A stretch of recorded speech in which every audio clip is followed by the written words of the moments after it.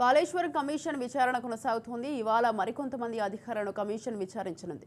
Justice PC ఘోషన్ commission ముందు ఇవాళ పలువురు ఇంజనీర్లు హాజరు కానున్నారు. నీటిపారుదల శాఖ O&M విభాగం ఇంజనీర్లు విచారణకు రానున్నారు. ఇక కాళేశ్వరం ఆనకట్టలపై జస్టిస్ పిసి ఘోష్ కమిషన్ విచారణ చేయనుంది.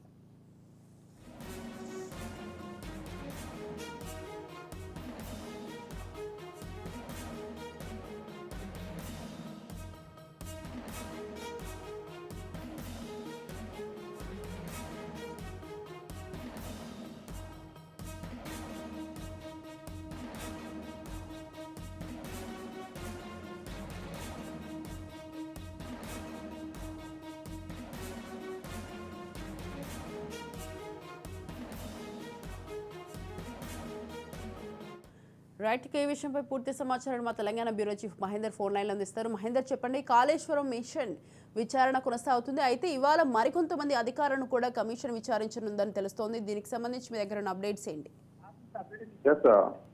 కాళేశ్వరం విచారణలో భాగంగా మొత్తం 20 మంది ఇంజనీర్లతో పాటు చాలా మందికి నోటీసులు వచ్చాయి. ఇక మొత్తంగా 25 లోపు అఫిడవిట్లు కూడా సమర్పించాలి. తప్పుడు సమాచారం ఇస్తే చట్టపర చర్యలు అన్నట్టు కూడా మొత్తంగా కూడా జస్టిస్ పిసి ఘోష్ ఇచ్చారు. అయితే కాళేశ్వరం బ్యారేజీల విఫలంపై విచారణ వేగవంతమైంది. ఇక విచారణకు హాజరైన వారంతా కూడా ఈ నెల 25 లోపు అఫిడవిట్లన్నీ కూడా సమర్పించాలని కాళేశ్వరం జ్యుడిషియల్ విచారణ కమిషన్ చైర్పర్సన్ పిసి ఘోష్ అయితే ఆదేశించారు. తప్పుడు సమాచారంతో అఫిడవిట్లు ఇస్తే చట్ట ప్రకారంగా చర్యలు తీసుకుంటామని హెచ్చరించారు.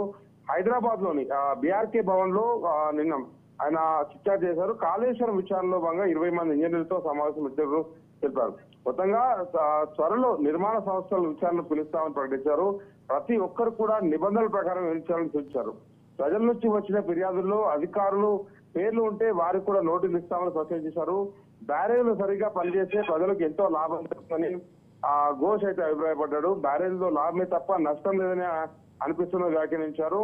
మరి కమిషన్ చేసే పనులపై జాబితా కూడా తయారు చేస్తామని ఆయన చెప్పడం జరిగింది. సో మొత్తానికైతే కాళేశ్వరం డ్యాంలన్నిటిపైన విచారణ అనేది వేగవంతం చేశారు. ఆనకట్టలపై ఏర్పడిన న్యాయ కమిషన్ అయితే అన్ని అంశాలపై సమాంతరంగా విచారణ ప్రక్రియ అయితే కొనసాగిస్తుంది. మరి ఇంజనీర్లు ఇతర విచారణ కొనసాగిస్తూనే నిపుణుల నుంచి పరిశీలన అంశాలను కూడా సేకరిస్తున్నారు. మరి ఇతర రూపాల్లో మొత్తంగా అవసరమైనటువంటి సమాచారాన్ని కూడా తీసుకునే పనిలో కూడా నిమగ్నమైంది. అందుకు తగ్గట్టు నోటీసులు కూడా ఇస్తున్నారు. దీంట్లో సాక్ష్యాలు పక్కగా ఉండేటట్లు కూడా అఫిడవిట్లు స్వీకరిస్తున్నారు వీళ్ళంతా కూడా. సో మొత్తానికి కాళేశ్వరం అంటేనే ఒక ఏటీఎం గత పాలనలో అని చెప్పిన నేపథ్యంలో మరి ఇప్పుడు ఘోష్ కమిషన్ న్యాయ విచారణ అయితే కొనసాగుతుంది.